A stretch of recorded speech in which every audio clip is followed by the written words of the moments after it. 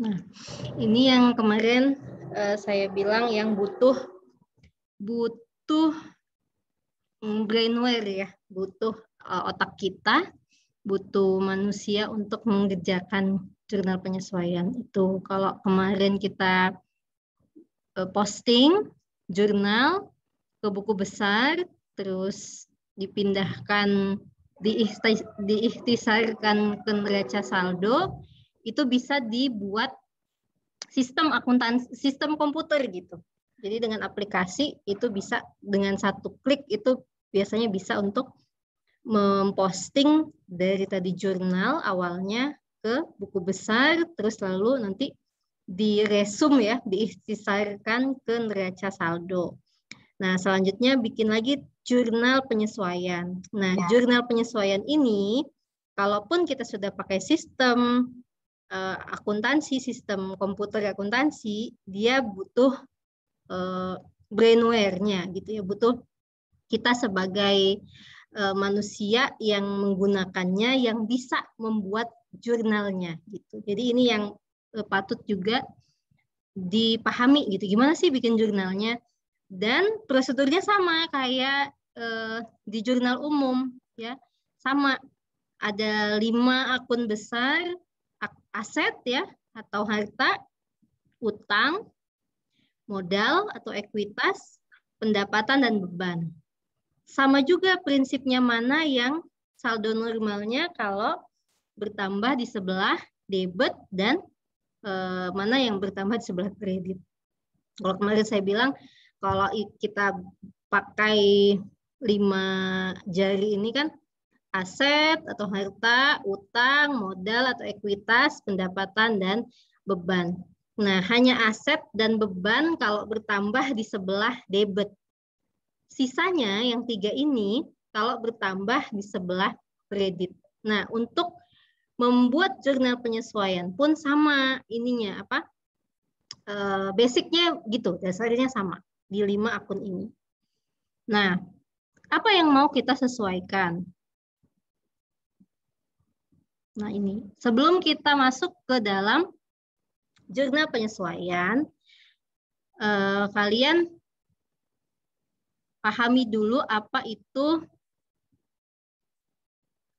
akuntansi berbasis kas dan berbasis akrual ya.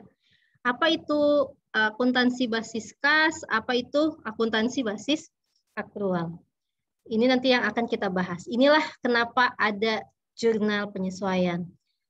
Nah, kalau akuntansi basis kas atau cash basis, kalau misalkan kalian nanti ada yang bilang cash basis ya, maka inilah dia itu mengakui pendapatan dan beban itu pada saat kasnya diterima. Jadi namanya cash basis, kas diterima kapan, disitulah diakui pendapatan dan bebannya. Jadi misalkan ini beban asuransi misalnya gitu. Jadi kalian membayar asuransi selama 1 tahun. Di asuransi dibayar setahun, ya asuransi dibayar 1 tahun, dicatat sebagai beban pada saat itu, misalnya 1 juta. Ini asuransinya udah dikasih uangnya gitu ya, udah dikasih uangnya, maka kita saat itu mencatatnya sebagai beban 1 tahun. Padahal itu masih 1 bulan gitu. Kalau basis kas, pokoknya beban itu kita akui pada saat kas dikeluarkan. Kalau pendapatan diakui pada saat kas diterima. Misalkan kalian sudah kalau kemarin saya contohnya penjahit ya. Penjahit terus dia sudah menyelesaikan jahitannya tapi belum dibayar sama yang pelanggannya. Di basis akrual kita boleh mengakui itu sebagai pendapatan walaupun kasnya belum dikasih ke kita, tapi di basis kas ini pendapatan hanya boleh diakui pada saat uangnya dikasih ke kita. Gitu. Nah, di akuntansi pada umumnya sekarang ya, saat ini mayoritas semuanya pakai basisnya akrual. Apakah nggak ada lagi nih akuntansi basis kas? Tetap ada ya, jadi masih ada yang pakai akuntansi basis kas. Apa contohnya? Misalkan usaha-usaha kecil gitu ya, misalkan warung kecil atau ya usaha atau perusahaan dagang, perusahaan jasa yang relatif kecil usahanya. Jadi nggak banyak utangnya, nggak banyak piutangnya gitu ya. Itu kita boleh pakai basis kas. Tapi kalau sudah diakui, misalkan diakui umum, terus kalian mau membuat perusahaan itu lebih besar, apalagi masuk ke listing saham, itu wajib basisnya akrual. Bahkan pemerintah aja itu udah pakai basis akrual. Walaupun tetap ada sih laporan yang basisnya kas. Kalau di pemerintahan itu ada namanya laporan realisasi anggaran, itu basisnya kas. Tapi kalau laporan keuangan pada umumnya yang neraca, laporan operasional, perubahan modal ya, itu pada umumnya basisnya adalah akrual. Jadi kalaupun ada basis kas itu hanya tambahan saja. Jadi yang bisa kalian pahami, kenapa muncul jurnal penyesuaian? Karena kita akan membahas akuntansi berbasis akrual. Kalau cuma basis kas ya nggak ada yang mesti disesuaikan. Tapi karena ini adalah akuntansi pada umumnya pakai basisnya akrual, jadi kita akan melakukan proses penyesuaian.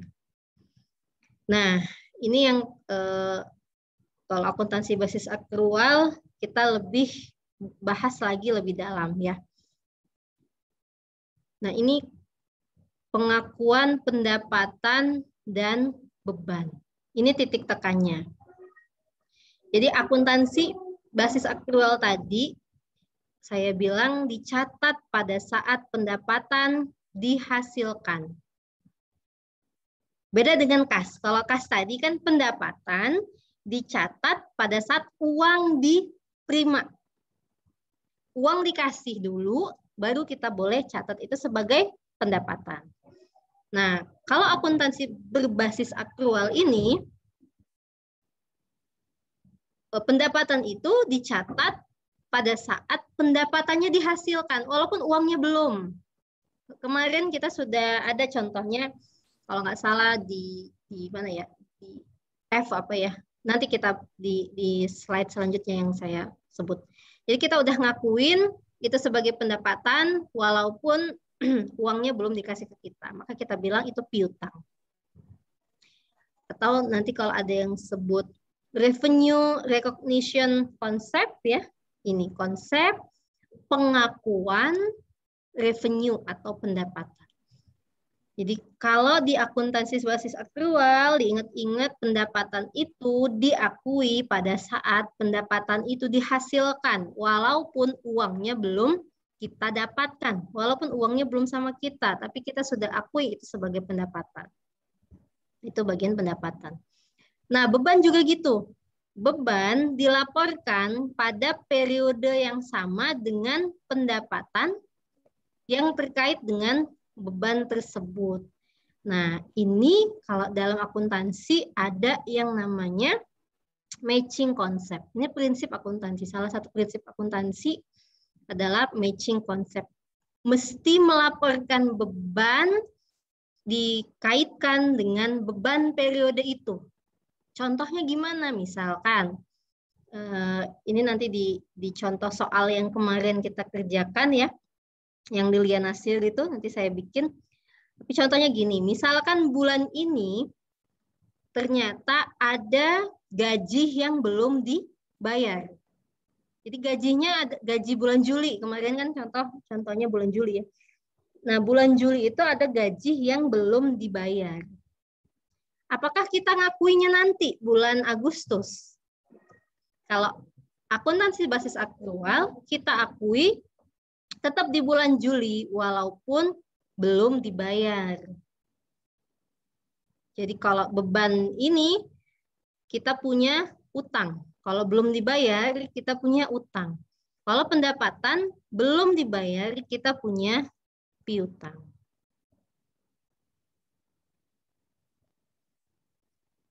Nah, jenis akun apa saja yang memerlukan penyesuaian? Jadi ada 4 akun yang butuh penyesuaian. 1, beban dibayar di muka, ya. Beban dibayar di muka. Apa itu? Beban yang akan datang yang awalnya dicatat sebagai aset karena kasnya telah dibayarkan, padahal jasa atau barangnya belum diterima. Itu yang tadi saya contohkan asuransi, ya. Asuransi dibayar di muka. Jadi kita udah bayar di muka atau sewa toko dibayar di muka. Kita nyewa biasanya 1 tahunan, ya, atau bahkan ada yang 10 tahunan atau ada yang 20 tahunan bahkan. Nah, pada saat kita membayarkan itu, kita catat sebagai beban dibayar di muka, ya, maka nanti di akhir periode kita mesti sesuaikan. Nih. Tapi kalau kalau dia hanya untuk bulan tersebut, contoh Lilian Nasir kemarin, dia menyewa toko, ya, nyewa kantor hanya untuk bulan itu. Nah, ini nggak masuk di beban dibayar di muka, tapi hanya beban di bulan itu. Tapi kalau soalnya dibayarkan beban sewa toko selama 1 tahun, maka di akhir periode mesti disesuaikan. Nah, selanjutnya akun yang mesti disesuaikan adalah pendapatan diterima di muka. Penerimaan awal pendapatan masa depan dan dicatat sebagai liabilitas ketika kas diterima. Nah, ini maksudnya kebalikan dari yang pendapatan yang belum diterima tadi. Ini pendapatan diterima di muka, kasnya sudah kita dapatkan, tapi sebetulnya kita belum menyelesaikan kewajiban kita atas pendapatan itu. Kalau tadi contohnya ada pakaian, ya, kita tukang jahit, kita udah selesai, belum dibayar. Nah, itu masuknya pendapatan yang masih harus diterima. Sebaliknya, misalkan si kain itu belum jadi, tapi sudah dibayar sama si yang pelanggan kita. Udah dibayar 100.000 misalkan gitu. Padahal itu kain belum jadi baju. Maka itu uang kan dikasih tuh ke kita. Kita catatnya sebagai pendapatan diterima di muka. Jadi di akuntansi dia nggak mau mencatat pendapatan yang belum dia selesaikan gitu. Dia hanya mau mencatat pendapatan yang sudah dia selesaikan. Jadi mesti fair, ya, mesti adil. Kalau emang belum selesai, jangan catat sebagai pendapatan. Tapi kalau sudah selesai dikerjakan, walaupun uangnya belum di kita mesti klaim itu sebagai pendapatan kita. Ya. Nah, ini sebaliknya tadi, ya, pendapatan yang masih akan diterima. Kalau pendapatan diterima di muka sudah dikasih uangnya tapi kita belum menyelesaikan kewajiban kita. Kalau pendapatan yang masih akan diterima, pendapatannya udah selesai nih yang harusnya kita kerjakan udah selesai, tapi uangnya belum dikasih sama pelanggan. Nah, itu kita catatnya pendapatan yang masih akan diterima. Itu juga mesti di adjustment. Ya. Dan yang keempat adalah beban yang masih harus dibayar. Nah, beban yang masih harus dibayar ini adalah beban yang telah terjadi tapi belum dicatat dan belum dibayarkan. Itu contohnya tadi saya bilang gaji. Sudah di akhir bulan, tapi ternyata ada akhir bulan kita gajian, biasa mungkin kalau di swasta kan gajiannya di akhir bulan ya. Pada saat di akhir bulan yang harusnya bayar gaji ternyata tanggal merah misalnya. Maka dibayarnya di bulan depannya. Kita nggak boleh catat beban itu di bulan depan, tapi tetap kita catat di bulan yang tanggal merah itu, walaupun kasnya belum kita bayarkan. Tahu contohnya lagi, listrik ya. Di akhir bulan kita sudah dapat tagihan 100.000 gitu. Tapi belum kebayar, bayarnya nanti bulan depan. Kita nggak boleh akui beban itu nanti pada saat kita bayar, tapi kita akui pada saat dikasih nota, nih loh tagihan listriknya sekian, walaupun kasnya belum dibayar atau walaupun beban itu belum dibayarkan. Apa catatnya? Nah, nanti kita lihat di soal ya. Nah, jadi kalau untuk penyesuaian hanya 4 akun ini yang mesti dipahami untuk dibayar, untuk disesuaikan. Sama satu lagi biasanya penyesuaian persediaan ya. Jadi ada persediaan di awal kita belanja tuh biasanya dipakai itu nggak dicatat pemakaiannya di setiap tanggal tuh nggak dicatat. Tapi nanti di akhir tahun, di akhir periode ya. Kalau periodenya September, triwulan atau periodenya semester, kita buatnya per periode itu disesuaikan di akhir periode penggunaan persediaan atau bahan habis pakai. Jadi ada 5 poin itu yang akun butuh penyesuaian. Saya bilang tadi, kenapa sih butuh disesuaikan? Karena di akuntansi kita pakai prinsipnya tadi accrual ya. Pendapatan diakui pada saat kita sudah menyelesaikan pekerjaan. Dan biaya ya beban diakui mesti gandengan, kaitannya ya gandengan atau matching dengan beban pada saat itu.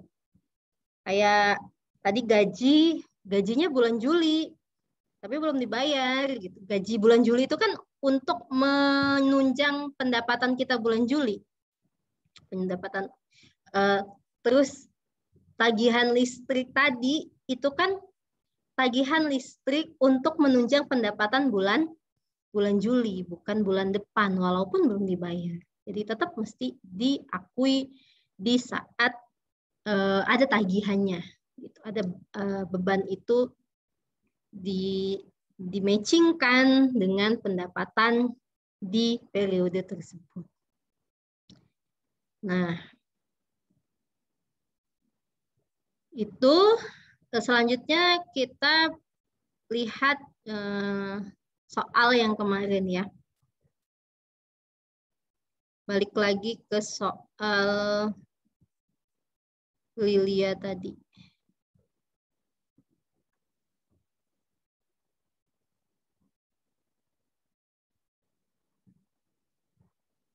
Nah,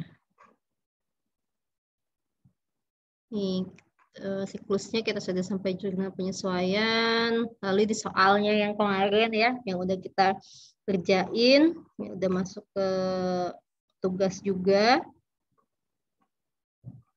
Nah, kita akan bikin penyesuaian, ini soal ayat jurnal penyesuaiannya. Tapi kalau tanpa soal ini pun, soal ayat jurnal penyesuaian, dari penjelasan tadi, kita sudah tahu apa sih yang mesti kita sesuaikan gitu. Yang pertama, bahan habis pakai, walaupun di sini nggak ada keterangan ya. Nanti di soal ini ada keterangan sisa bahan habis pakai 600.000. Lalu sesuaikan untuk nomor F. Ini yang tadi saya bilang. Biaya dibayar di muka ya. Maaf Bu, screen-nya nggak jalan Bu. Oh, nggak jalan? Ya, saya stop dulu.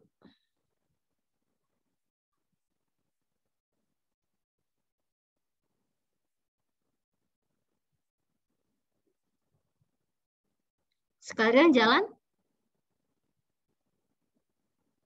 Sudah, Bu. Sudah ya? Jalan. Nah, ini soal yang kemarin. Ya, soal yang udah kita selesaikan sampai dengan neraca saldo.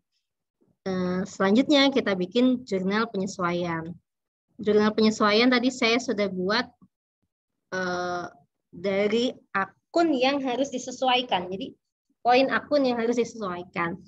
Yang pertama tentang bahan habis pakai. Tadi saya bilang, bahan habis pakai atau persediaan biasanya penggunaan detailnya itu tidak ada di dalam transaksi harian. Dia cuma ada beli berapa, saldo periode sebelumnya berapa, pembeliannya berapa, itu aja yang kita punya. Lalu nanti di akhir periode biasanya akan ada stock of name ya, akan ada namanya stock of name. Jadi di of name tuh dihitung berapa sih sisa bahan habis pakainya. Nah, muncullah di AJP ya, sisa bahan habis pakai 600.000. Lalu yang kedua, sesuaikan untuk nomor F. Yang F itu membayar kas untuk asuransi tahunan 2.400.000. Itu sesuai dengan yang di PowerPoint tadi ya. Yang di PowerPoint tadi, yang mana yang harus disesuaikan adalah beban dibayar di muka. Jadi ini beban dibayar di muka. Jadi asuransi dibayar setahun. Itu yang mesti kita sesuaikan, yang poin F.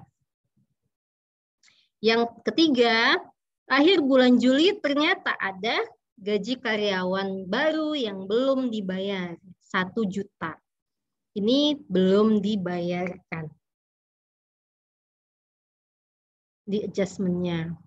Terus tadi ada yang harus di-adjust juga adalah pendapatan yang masih harus diterima. Tapi di soal ini dia tidak masuk adjustment tapi masuk sudah di jurnal kemarin di poin L ya, L. Mencatat pendapatan atas rancangan yang dihasilkan. Pembayaran akan diterima bulan Agustus. Jadi ini yang sama dengan contoh soal yang bagian pendapatan yang masih harus diterima. Dia belum dikasih uangnya, tapi kita sudah rekognisi, udah mengakui pendapatannya. Ya, kemarin itu kan L jurnalnya piutang usaha pada pendapatan usaha. Itu sudah betul, jadi tidak perlu adjustment.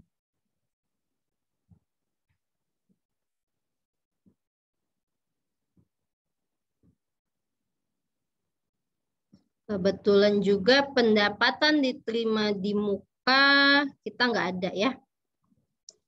Di soal Lilian Nasir ini tidak ada contoh pendapatan diterima di muka. Jadi soal itu nggak masuk.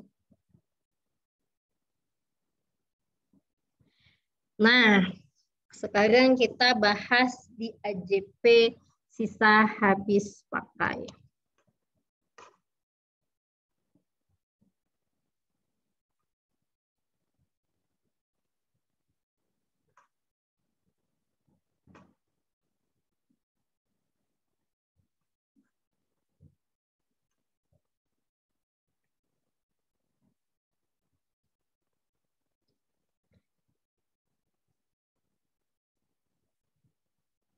Sisa bahan habis pakai. Tadi 600.000.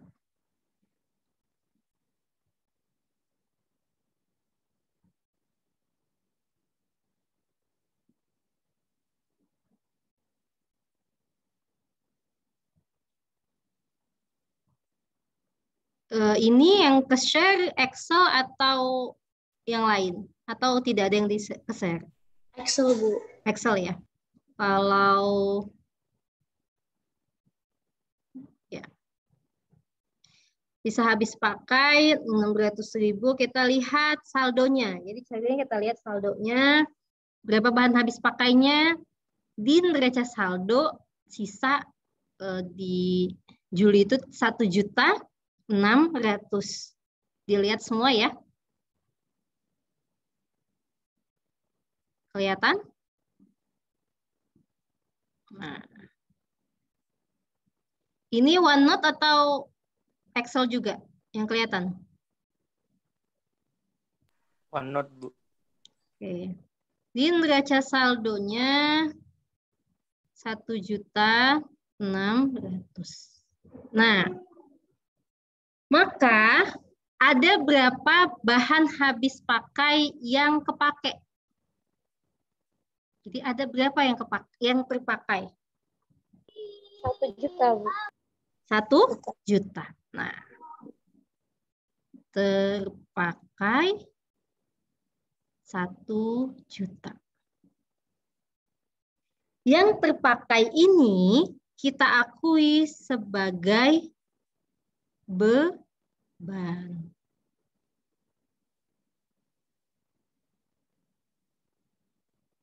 Jadi nanti jurnalnya beban kalau bertambah di sebelah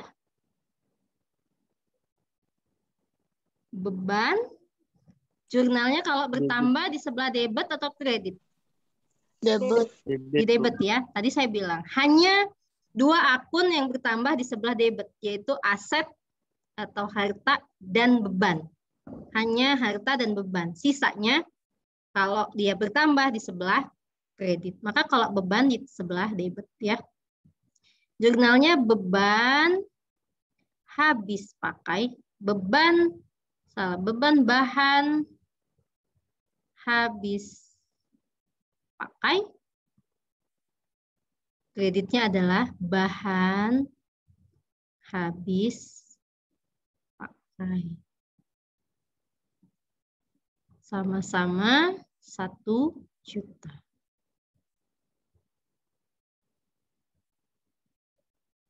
Nah, ini kalau misalkan kita nyatet biasakan yang di debit sama yang di kredit itu dibedakan jaraknya ya. Jadi ada antara debit dengan kredit, nulisnya di bawah nggak lurus, tapi yang kredit lebih menjorok ke dalam. Ini jurnalnya untuk yang poin 1. Adjustment yang pertama. Nah, kalau misalkan ini kan soalnya tadi sisa habis pakai ini ya, sisa bahan habis pakainya 600. Nih, sisa bahan habis pakainya 600. Kalau plan selanjutnya ada soalnya nih. Bahan habis pakai yang digunakan adalah 600. Ini kalau soal yang lainnya, soalnya itu bukan sisanya, tapi bahan habis pakai yang digunakan 600. Ada yang tahu jurnalnya?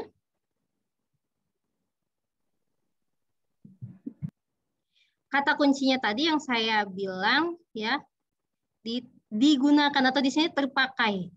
Nih, berarti kan yang terpakai nih. Itu yang jadi beban. Ini kata kuncinya.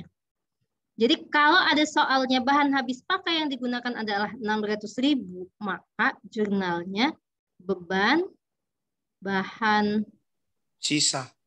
habis pakai yang 600.000.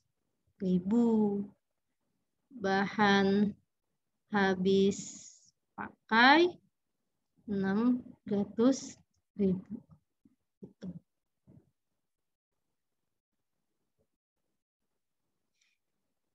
Jadi untuk adjustment yang bahan habis pakai atau persediaan, ini mungkin akan ada dua kemungkinan soalnya. Bisa yang disebutkan sisa, bisa yang disebutkan pakai. Yang kepakai sekian atau yang sisanya sekian. Nah, kata kuncinya adalah terpakai atau sudah dipakai. Itu kata kuncinya. Itu yang akan jadi beban. Kalau yang ditanya sisa, maka kita cari berapa sih yang dipakai gitu. Neraca saldonya 1.600.000, terus sisanya 600, berapa yang dipakai? Oh, yang dipakai 1.000.000. Itulah yang jadi beban tadi ya, beban bertambah.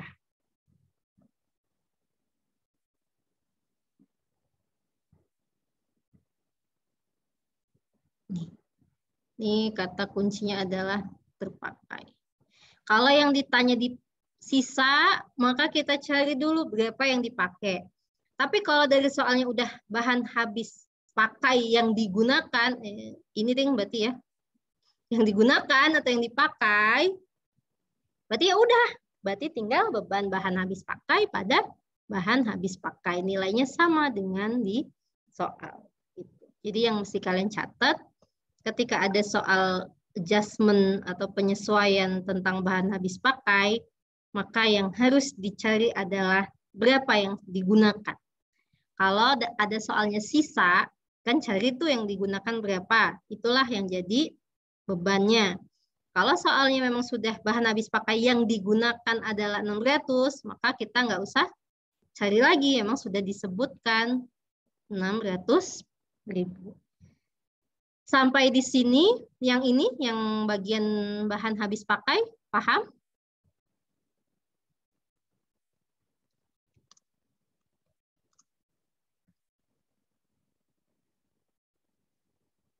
Bisa dicerna ya? Gimana? Bu, ini berarti kalau misalnya setiap bahan habis pakai itu masuknya ke adjustment ya, Bu? Diulangi, maaf, nggak kedengeran, apa, nggak jelas. Saya Iya, Bu. volumenya Kata saya gedein dulu. bahan habis pakai ini berarti masuk juga ya, Bu, ke adjustment? Setiap Iya, ini apa? adjustment. Bahan habis pakai. Ini adjustment.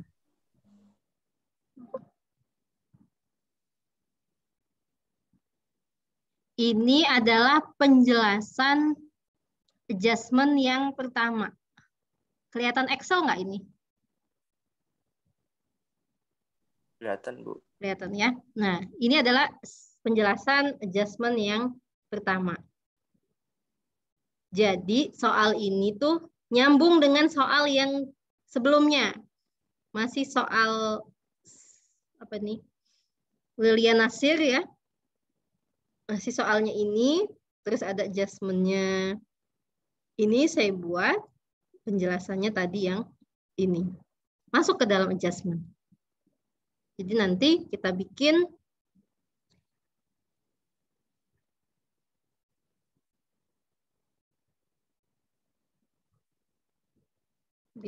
juga ini jurnal penyesuaian.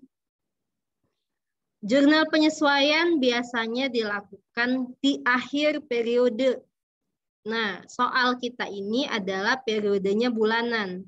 Kalau kalian nanti soalnya periodenya tahunan atau semester atau triwulanan, itulah yang disesuaikan.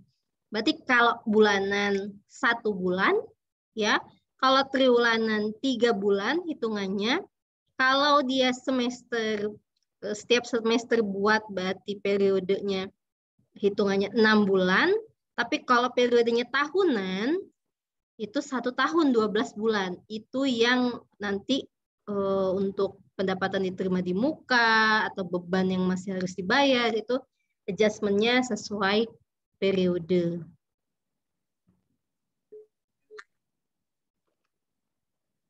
Keterangan ini debit, ini kredit. Maka yang pertama, tanggalnya tetap tanggal 31 ya.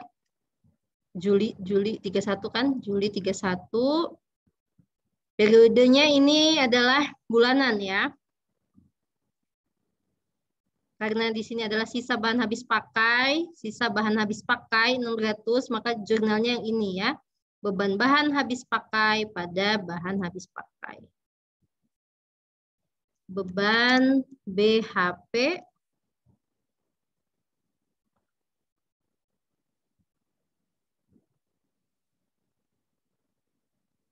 pada bahan habis pakai. Saya bikin BHP aja. Nilainya tadi 1 juta.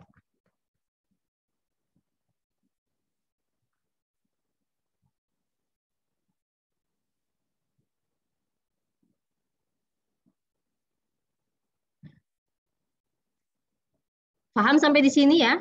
Untuk yang AJP yang pertama. Ada yang mau ditanya?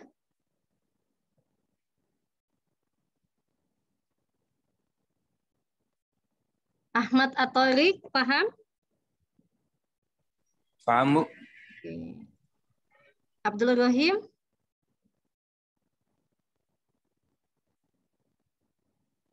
Hadir, Bu. Hadir, Bu. Paham ya? Yang nomor 1 tadi?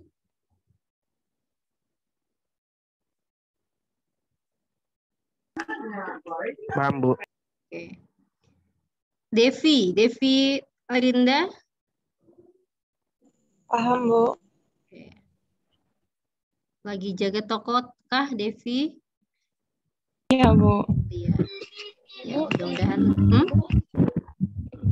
Izin bertanya, Bu, sebelum lanjut. Ya. Siapa ini? Dwi, Bu. Dwi. Ya, silakan Dwi. Bu. Iya, tadi kan disoalkan ada yang yang L ya, Bu, yang mencatat pendapatan atas rancangan yang dihasilkan. Itu kan kayak pendapatan diterima di muka gitu, Bu. Nggak masuk di AJP ya, Bu?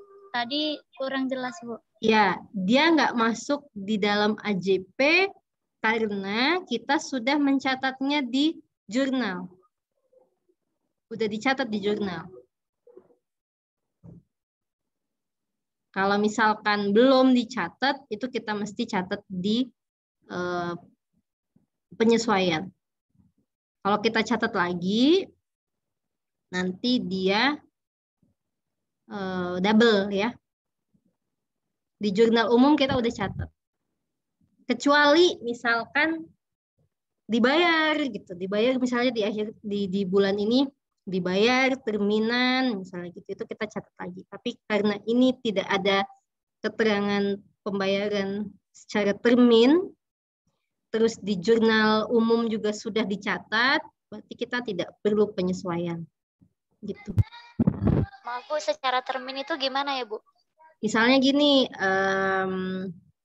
konstruksi misalnya ya, bangun gedung misalkan. Saya bikin ini aja. Misalkan contohnya kita save PT Megah Bangun Gaya misalnya. Sudah membangun gedung kantor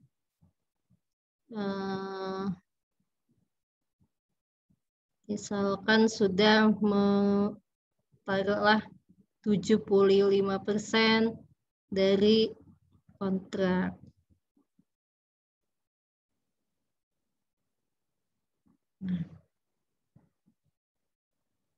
Ini misalkan tanggal 21 Juli misalnya ya. Juli. Nah, tanggal 21 Juli dia sudah membangun gedung kantor 75% dari kontrak, berarti kan 75 juta. Tidak ada keterangan sudah dibayar. Nah, akuntansinya nyatet nih. Karena udah diselesaikan tapi belum dibayar, dia catat sebagai piutang. Tanggal 21-nya ya, piutang 75 juta. Terus pendapatan konstruksi 75 juta. Nah, tanggal 31 Juli kan kita mau proses adjustment atau penyesuaian.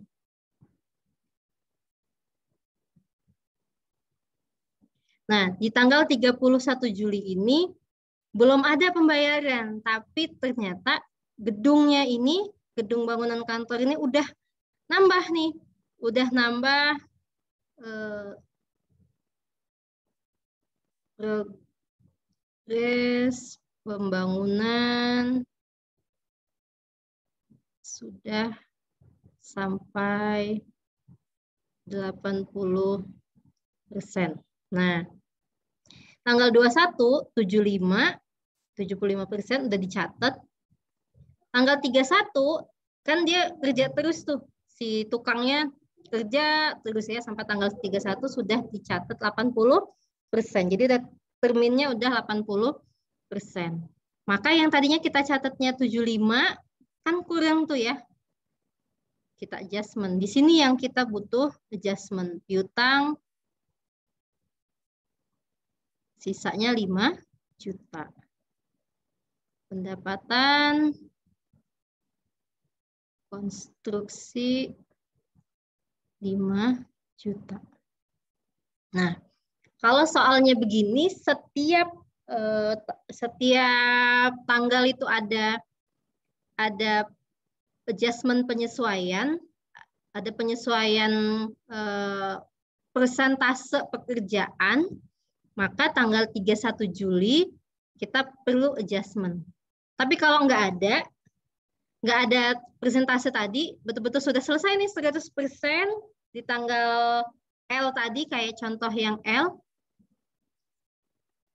ini mencatat sudah dihasilkan, udah 100%, 17.300, maka kita hanya catat satu kali aja di tanggal L.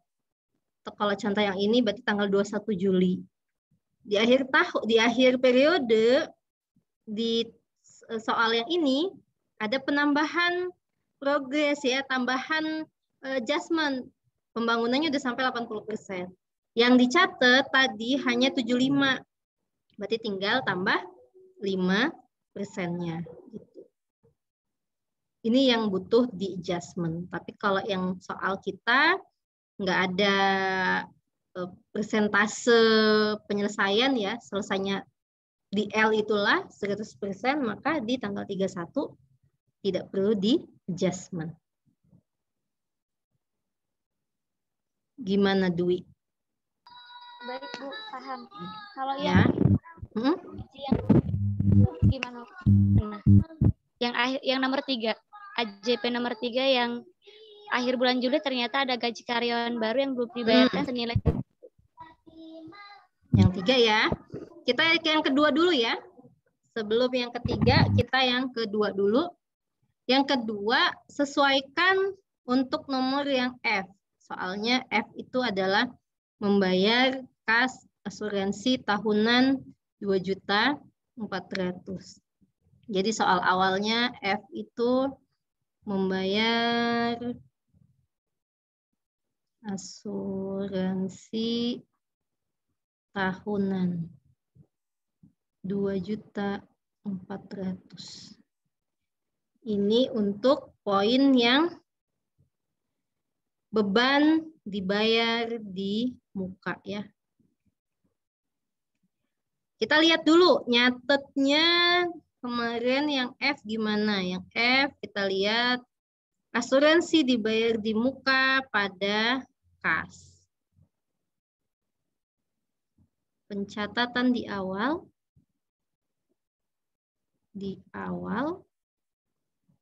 Asuransi dibayar di muka pada kas. 2.400.000. Ngelihatnya di jurnal awal ya, paham ya cara ngelihat pencatatan di awal. Kita butuh tahu dulu apa pencatatan di awal untuk bikin adjustment-nya. Asuransi dibayar di muka ini termasuk ke dalam aset ya. Aset, harta. Nah, maka kalau pencatatan di awalnya aset, kita harus cari bebannya. Ini bayar asuransi 2.400.000. Berarti kalau 2.400.000 dibagi 1 tahun, 12 bulan. Berapakah sebulan harusnya? Berapa?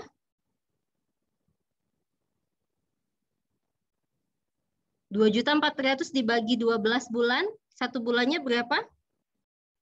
200.000, Bu. Iya, 200.000 per bulan.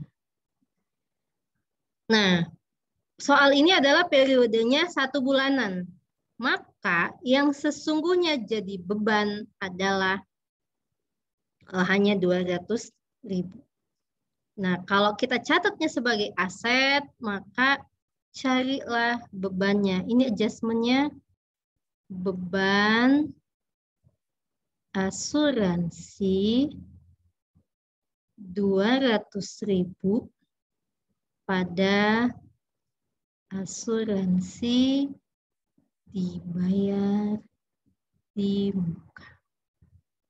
200.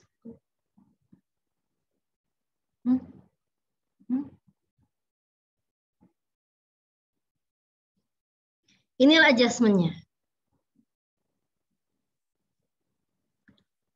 Nah, ini ada 2 juga.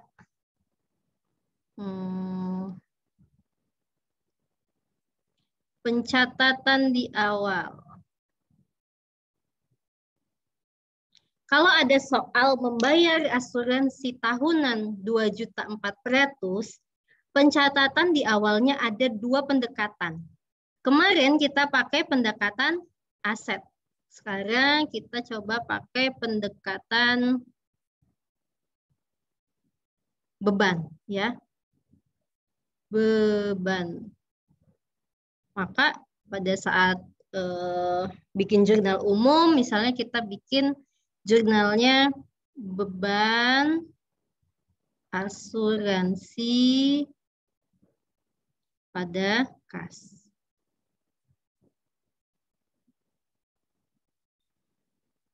Boleh nggak, Bu, gitu misalkan soalnya 1, ya kan, soalnya F ini sama-sama soal F ini, tapi ada yang bikin jurnalnya beban asuransi pada kas. Betul nggak? Betul, boleh, silahkan.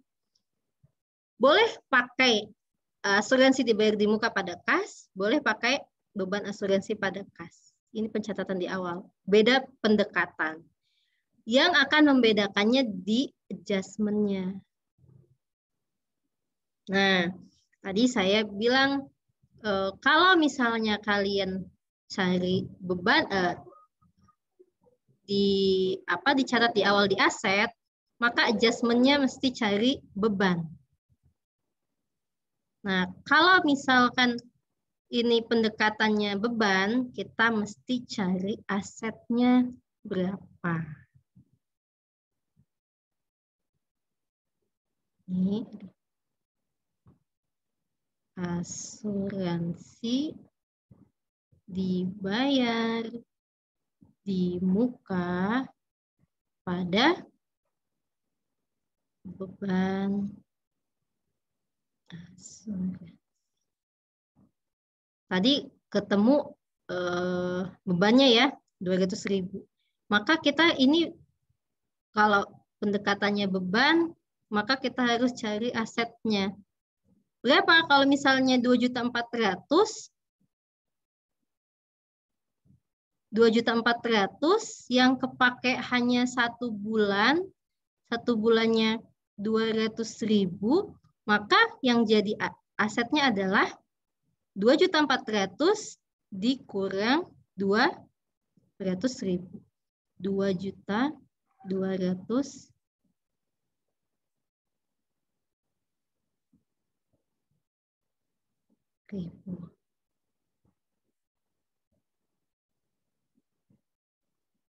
Maka nanti di neraca saldo setelah penyesuaian nilainya sama. Nilai beban asuransinya sama-sama 200.000 dan asuransi dibayar di mukanya sama-sama 2.200.000. Silahkan dilihat-lihat. Kalau belum paham boleh ditanya.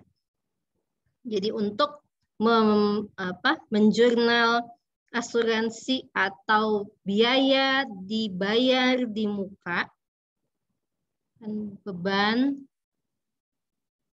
dibayar di muka, itu ada dua pendekatan. Pendekatan aset dan pendekatan beban. Kalau dia pendekatan aset, maka kita harus cari bebannya. Kalau dia pendekatan beban, sebaliknya kita harus cari asetnya. Mana yang aset? Aset itu asuransi dibayar di muka, itu aset. Jadi logikanya gini, kalau misalkan ada kepepet, sama dengan kita bayar kosan ya setahun gitu. Ternyata ada pandemi. Normalnya kita kan nggak pakai tuh kosannya.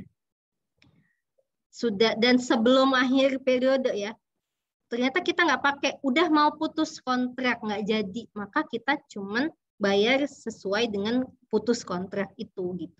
Jadi itu masih jadi hak kita, uang itu nanti sepanjang kontraknya belum selesai. Atau misalkan nggak bisa dibalikin uangnya, ya udah saudara saya aja yang ngekos di situ. Nah, saudara saya ngasih uang ke saya, kan itu jadi harta kita. Gitu. Jadi disebut harta ya, karena dia masih bisa kita klaim, bisa itu milik kita gitu, itu hak kita.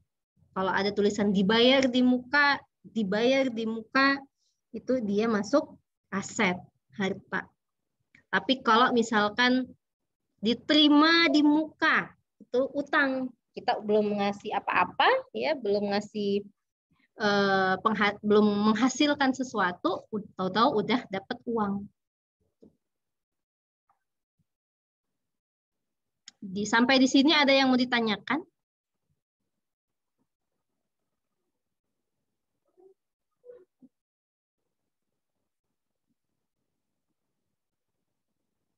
Paham? Ya, mudah-mudahan paham. Yang menanggulangi dengan langsung pola tersebut jika perjanjiannya ya alhasil sebagian dengan senada yang menanggulangi dengan ini yang nggak di mute mau tanya kah?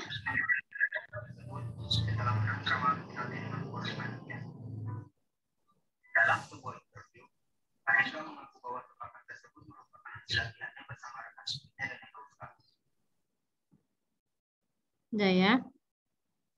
Kalau nggak ada yang ditanya, saya anggap sudah paham. Kalau mau ditanya, silahkan. Jadi yang di sini yang kedua, ini apa jurnalnya? Jurnalnya karena kita tadi mencatat asuransi dibayar di muka ini pendekatannya harta, maka kita tadi carinya beban. Yang kita catat adalah beban. Beban asuransi pada asuransi dibayar di muka. Berapa tadi? 200 ya.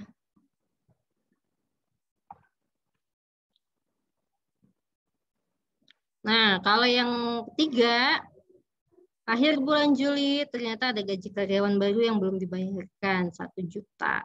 Nah, ini tidak menyangkut pencatatan awal. Jadi tinggal beban gaji pada utang gaji.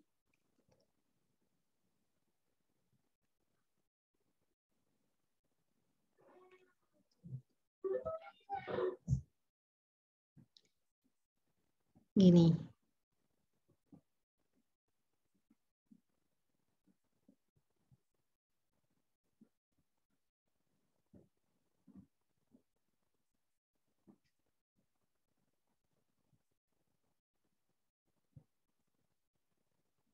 Silakan kalau ada yang mau ditanyakan. Yang 3 ini tadi. Ibu, izin bertanya, Bu. Iya. Itu berarti yang soal 1 sampai 3 itu bukan analisis dari kita sendiri, tapi dalam bentuk Bukan. soal ya. Iya, betul. Biasanya dalam bentuk soal. Tapi kita tahu apa-apa yang harus di adjustment ya. Baik, Bu.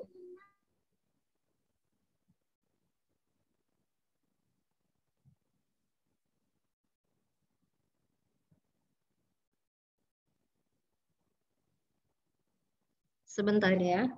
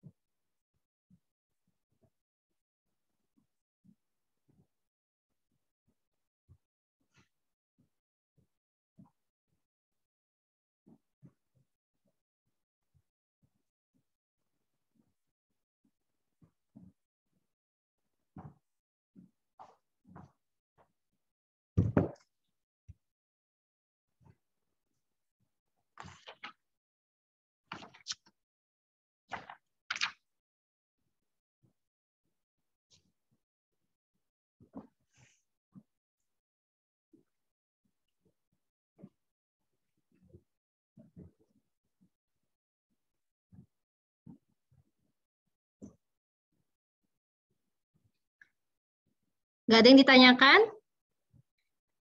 Kalau nggak ada, ini saya kasih dia tidak berhubungan dengan soal sebelumnya ya. Soal Lilian Natsir tadi cuma 3 ya untuk adjustment-nya. Ini saya kasih andaikan ada nanti soal begini gitu. Andaikan ada soal begini. Tadi kan beban dibayar di muka, pendapatan diterima di muka, pendapatan yang masih harus diterima, beban yang masih harus dibayar. Tadi kita sudah dapat contoh beban dibayar di muka. Ada 2 pendekatan. Pendekatan aset dan beban. Lalu yang kedua, pendapatan diterima di muka. Ini belum ada contohnya. Ya. Yang ketiga, pendapatan yang masih harus diterima. Kita contoh tadi di bagian L, tapi sudah ada di jurnal umum, jadi tidak dibikin penyesuaiannya, cukup di jurnal umum karena di soal jurnal penyesuaian juga nggak ada. Lalu beban yang masih harus dibayar itu tadi contohnya beban gaji ya, atau kalau misalkan soal lain yang tidak terkait dengan itu bisa contohnya beban listrik ya, kan dapat tuh tagihan di akhir bulan biasanya. Nah, yang tidak berkenaan dengan soal Biro Konsultan Lilian Natsir tadi yang mau saya jelaskan adalah pendapatan diterima di muka. Misal ada soal itu nanti ya. Pendapatan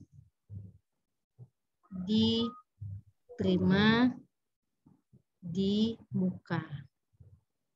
Jadi sesuai dengan apa itu pendapatan diterima di muka tadi adalah penerimaan awal atas pendapatan masa depan dan dicatat sebagai liabilitas ketika kas diterima.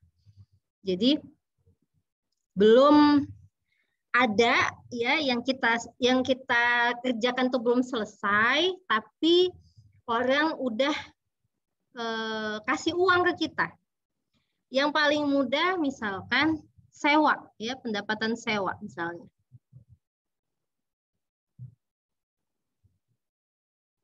Contoh soalnya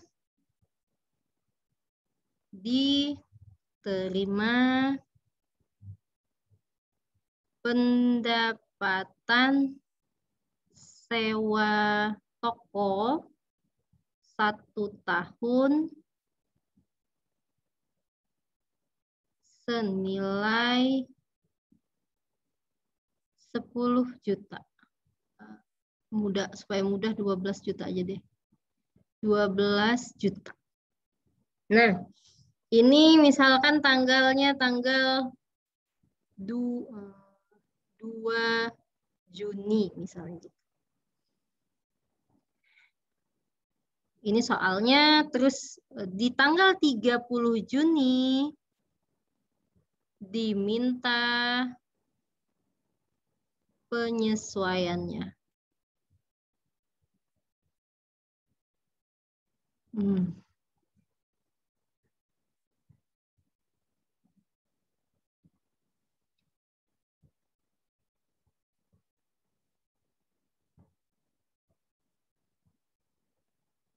Jadi ada 2 soal di sini. Soal tanggal 2 Juni maksud saya dan 30 Juni. Tanggal 2 Juni. Anas Putra Maslita. Ada? Iya. Ada. Di tanggal 2 Juni jurnalnya apa itu, Anas?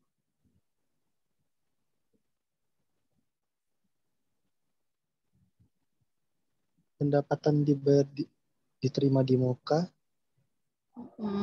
Pendapatan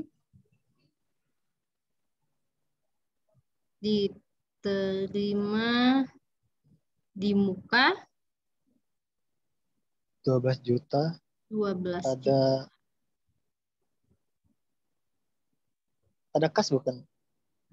Nah, pendapatan diterima di muka ini di debit atau di kredit?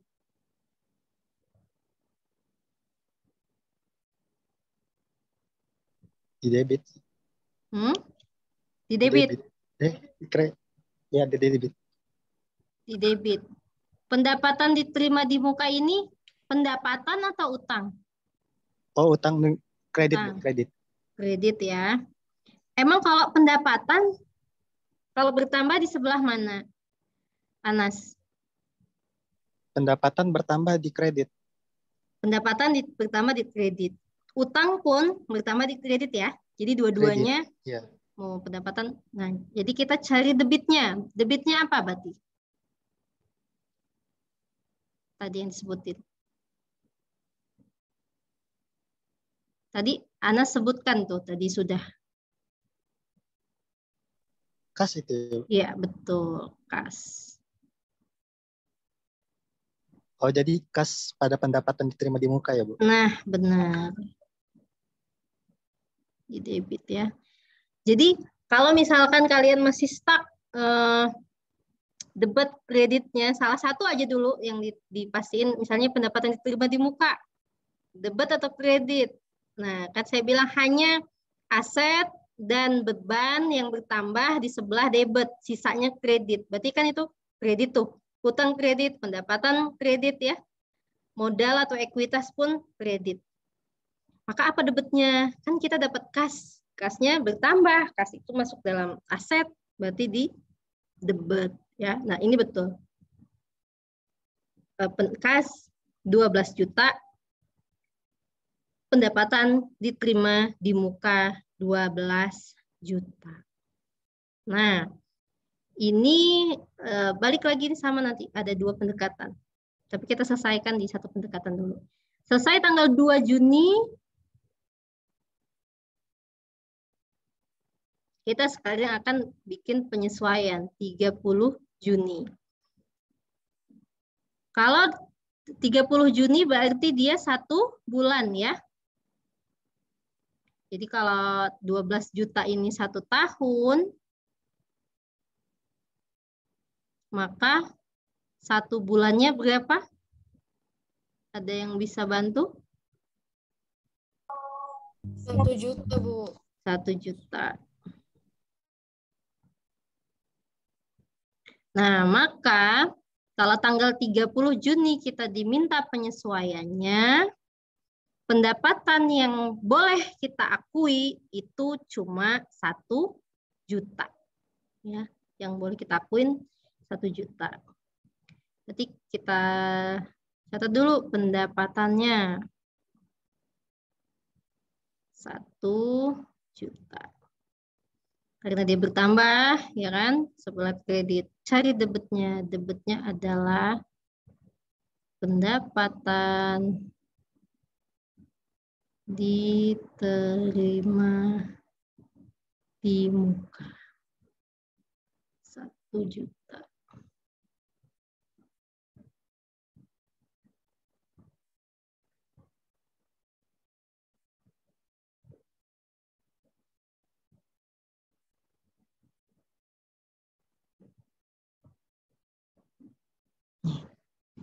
Ini tanggal 30 Juni. Jadi kalau tadi beban, kan kalau dicatat sebagai harta tadi ya, yang ini tadi, ini sama nih, ada 2 pendekatan juga. Nah ya, nah ini. Kan ada 2 pendekatan, sama untuk pendapatan diterima di muka, ada 2 pendekatan juga. Ini kalau pendekatannya adalah dicatat sebagai pendapatan diterima di muka atau diakui utangnya. Nah, yang selanjutnya kalau diakui langsung sebagai pendapatan. Tanggal 2 Juni. Kas pada pendapatan. 12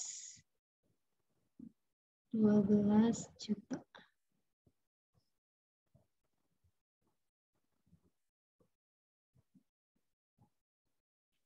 Misalkan ada yang jawab, tadi kan si Anas bikin ini kas pada pendapatan diterima di muka 12 juta. Kalau boleh nggak kalau misalkan soalnya kas pada jawabnya ya, saya jawabnya kas pada pendapatan 12 juta. Boleh, silahkan. Ini namanya pendekatan pendapatan, ini pendekatan utang.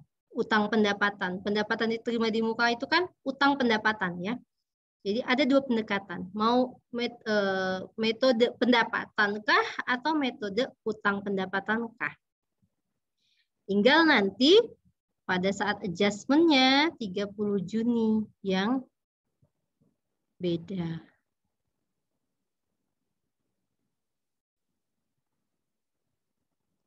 Nah, tadi di akrual saya bilang pendapatan itu boleh diakui ya, boleh diakui pendapatan itu bukan pada saat kas diterima, tapi pada saat sudah dihasilkan gitu. Pada saat sudah selesai penyelesaian pekerjaannya. Tadi pendapatan dicatat pada saat pendapatan tersebut dihasilkan, bukan pada saat kasnya diterima. Jadi kita mesti cari berapakah pendapatan diterima di mukanya.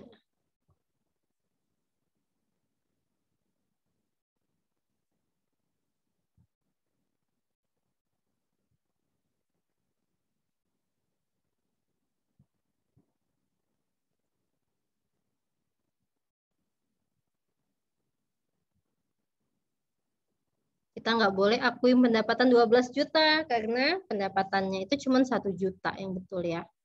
Jadi ini berarti 12 juta kurang 1 juta adalah 11 juta.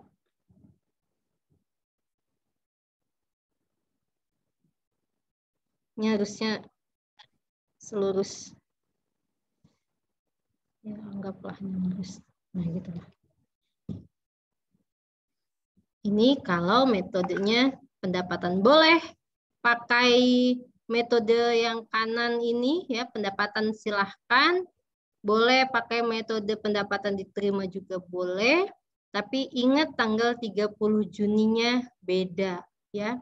Akunnya sama tapi terbalik. Yang mesti kalian pahamin itu di neraca saldonya yang mesti sama. Ini mau kita pakai pendekatan pendapatan diterima di muka, mau juga kita pakai pendekatan pendapatan, di neraca saldo itu akan sama, pendapatan sama pendapatan diterima di muka. Nih, kalau misalkan kita lihat ini, berarti di neraca saldo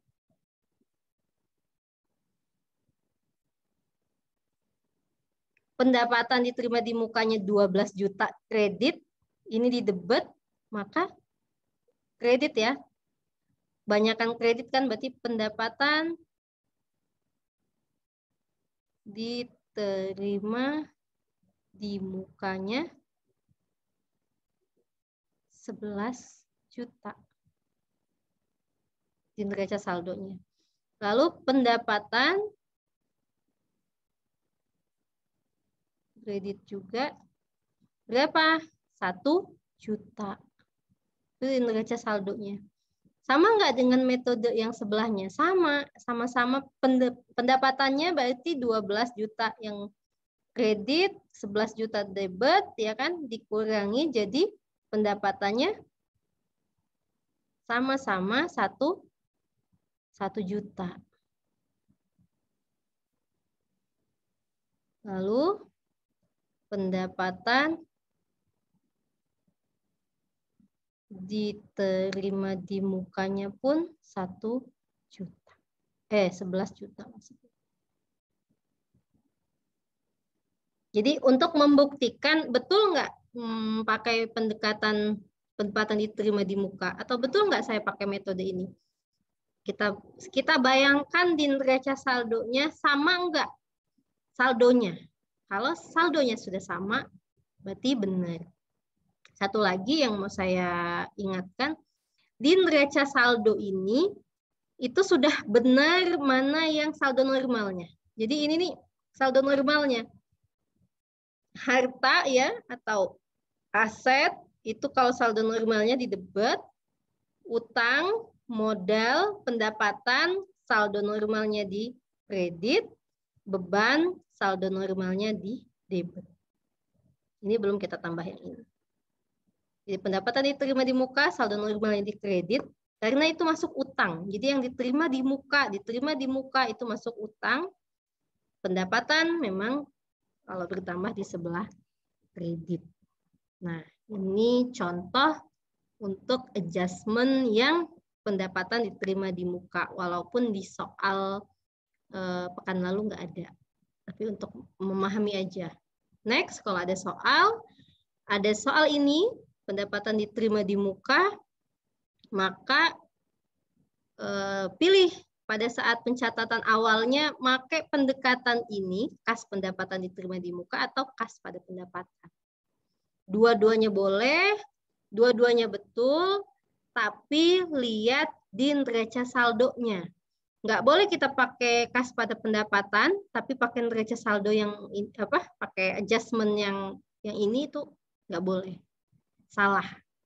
Atas salah, bawah pasti salah juga. Otomatis disalahkan. Sama kalau ini pakai soalnya awalnya pakai yang ini, terus adjustmentnya ini, otomatis dua poin itu pasti akan disalahkan karena keterkaitannya. Nah, sampai di situ ada yang mau ditanyakan?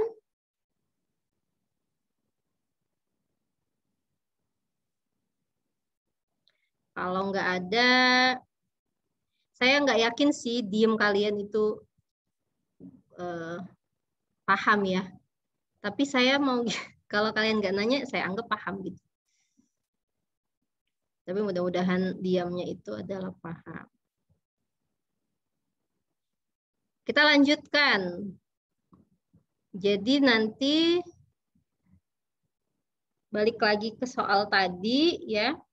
Setelah jurnal penyesuaian, kita ke neraca saldo setelah penyesuaian. Berarti tinggal disesuaikan nih, yang ini kan sudah nih neraca saldonya. Kita pindah ke sini.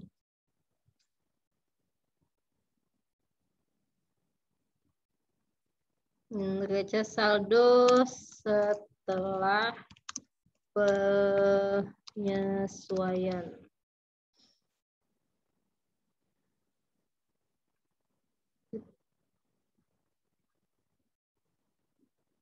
Nah, ini. Beban bahan habis pakai. Di sini belum ada, kita tambah 516. Beban bahan habis pakai 1 juta di debit. Kreditnya bahan habis pakainya berkurang 1 juta, berarti ini kita harus kurangi 1 juta. Yang penting tahu jalannya ya. Terus beban asuransi 200.000 belum ada juga di sini.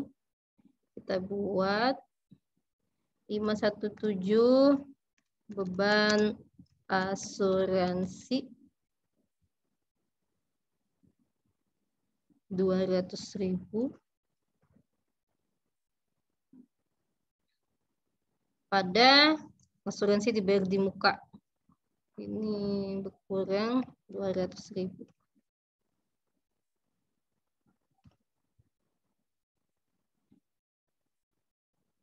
Beban gaji ini bertambah 1 juta.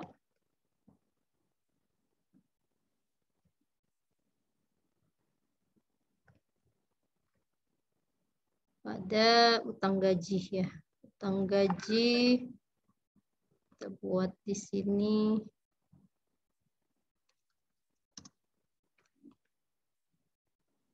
1 juta. 13. Selesai neraca saldo setelah penyesuaian. Next, bikin worksheet ya. Worksheet terus laporan keuangan. Worksheet itu isinya dari neraca saldo ya.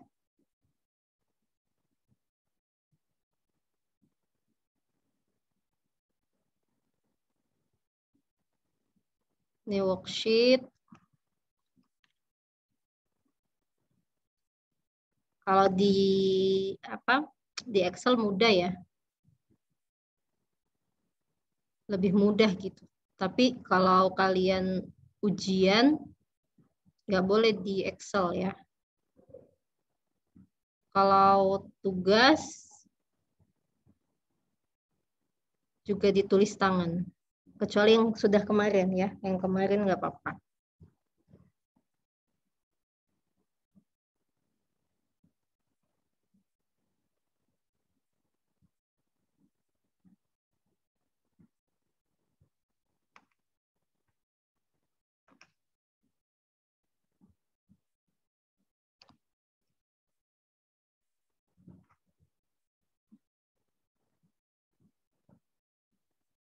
Ini worksheet-nya.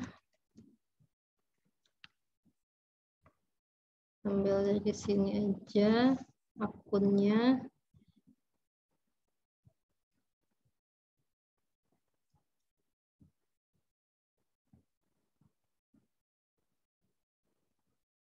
Worksheet. Isi worksheet itu adalah dari yang pertama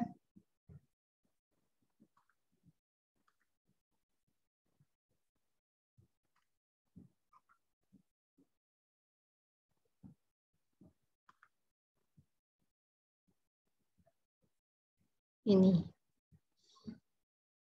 Neraca saldo.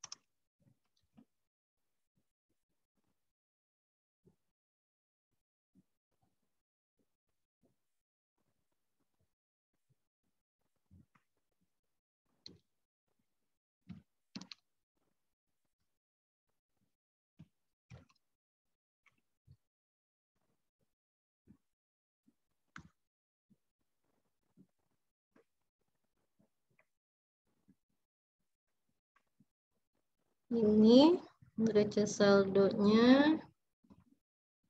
Kita pindahin aja neraca saldonya ke sini. Terus nanti ada adjustment ya. Adjustment.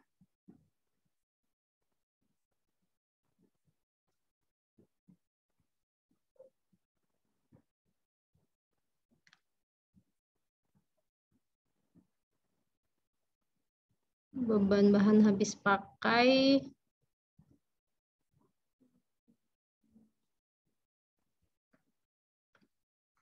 beban habis pakai, beban asuransi, terus asuransi dibayar di muka, beban gaji, utang gaji.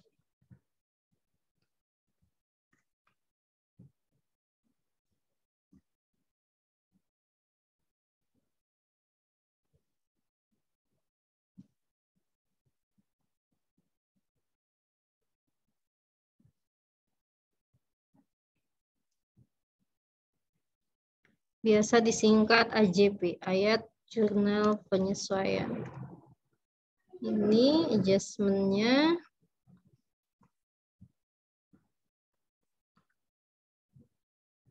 Nah, tinggal yang ini. Kita delete aja deh. Delete.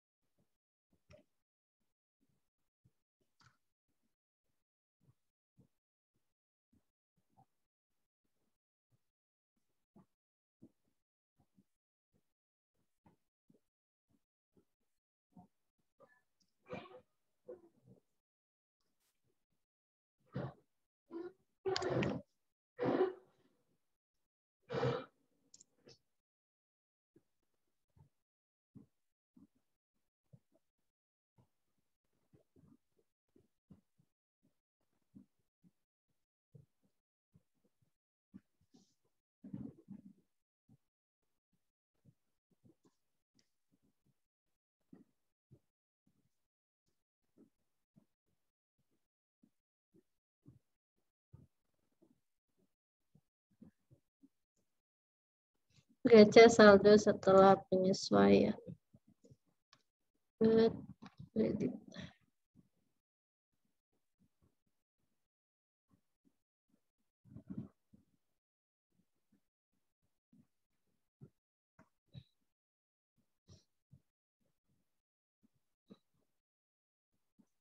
Nah, tinggal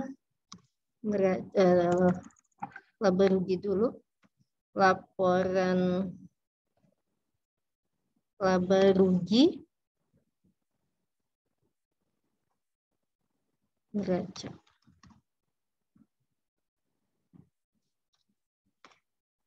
Nah, kalau untuk membuat worksheet, berarti tinggal mindahin neraca saldo yang udah kita kerjakan sebelumnya, terus AJP tadi ya. AJP tadi juga dipindahkan. Tinggal bikin neraca saldo setelah penyesuaian. Tadi juga tinggal dipindahkan ya. Berarti debit, kalau sama debit ditambah, kalau ada kredit dikurang. Kalau kredit ketemu debit berarti berkurang, kalau dia ketemu kredit sama kredit bertambah ya. Nah, yang akan memudahkan dalam menghasilkan laporan keuangan di worksheet ini adalah tabel selanjutnya, yaitu laba rugi dan neraca. Nah, yang harus kalian pahami di sini ada laporan keuangan. Di worksheet itu ada laba rugi, ada neraca. Isinya harta atau aset, utang, modal, atau ekuitas. Laba rugi itu pendapatan dan beban. Dikatakan rugi, pendapatan lebih besar dari beban, itu laba ya. ini laba. Kalau pendapatan lebih kecil dari beban, itu rugi. Ini yang harus dipahami. Nah, worksheet itu akan memudahkan kita dalam menentukan dia laba ruginya berapa dan neracanya. Diingat ya, HUM 1, 2, 3 ada di neraca, pendapatan beban, akun 4 dan akun 5 ada di laporan laba rugi. Jadi kalian tinggal pindahkan yang laba rugi 45 ini ke laba rugi.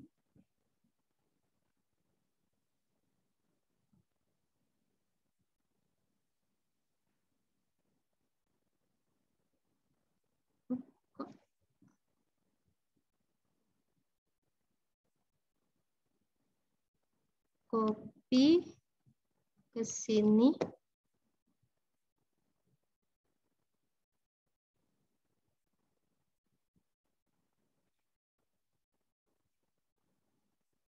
Kalau ada yang beda, samain aja ya.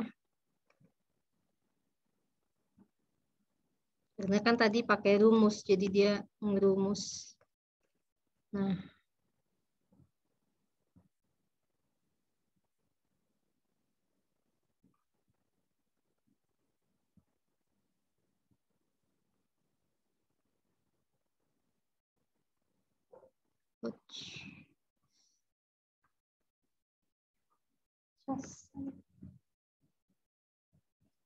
Ya, mudah-mudahan cukup baterainya.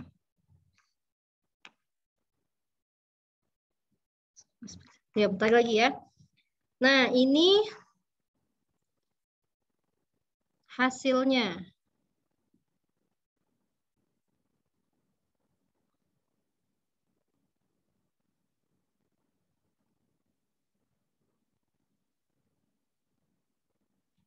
Yang lainnya kan balance tuh, debit kredit sama, debit kredit sama. Nah, yang ini nggak sama tadi kata saya dibilang karena dia ada laba atau rugi. Kalau pendapatannya lebih banyak, dia laba. Kalau pendapatannya lebih sedikit, dia rugi.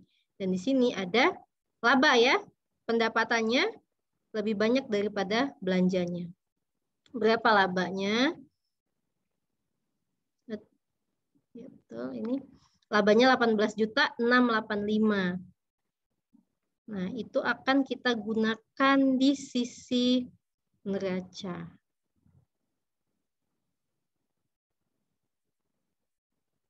Kita samakan dulu ini.